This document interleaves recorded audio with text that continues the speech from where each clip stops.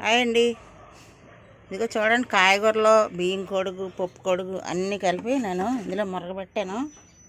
5-6 రోజులు అవుతుందా. ఇదిగో ఇప్పుడు ఇది మొక్కలకి వేసుకుందాం. బాగా పులిసింది. ఇదిగో చూసారా ఎంత బాగా పులిసిందో. మంచి లిక్విడ్ తయారవుతుందండి మొక్కలకి, చాలా బలము. ఇంకా దీంట్లో నీళ్ళు పడతాను. ఇప్పుడు నేను నిండా నీళ్ళు పట్టి మొక్కలకి ఎత్తాను. నాకు 4 డొక్కులు ఎత్తాను ఇందులో. నేను ఇది ఇలా కట్టాను, చెత్త పడుకుంటాను. ఇప్పుడు ఇందులో వాడపోసి నేను ఈ కొడిగి ఎత్తాను.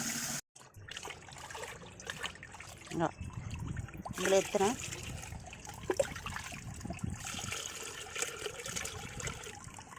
ఒక 4 డొక్కులు వేస్తాను.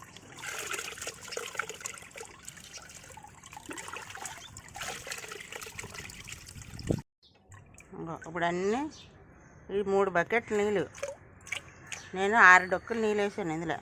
కొడుగు బియ్యం కొడుగు రైస్ అంతని. ఇప్పుడు అన్ని మొక్కలకి ఇలా కొన్ని కొన్ని వేసేస్తాను. చూసారా, ఇంకా కొత్తగా టమాటా మొక్కలు పెట్టాను. వీటికి కూడా కొన్ని కొన్ని. ఇంకా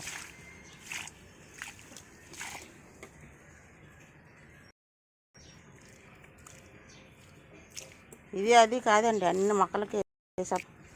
ఓకేనా? ఇలా వేసుకున్నాం అనుకో, మంచి పువ్వులు కాయలు అన్నీ వస్తాయి. ఓకేనా?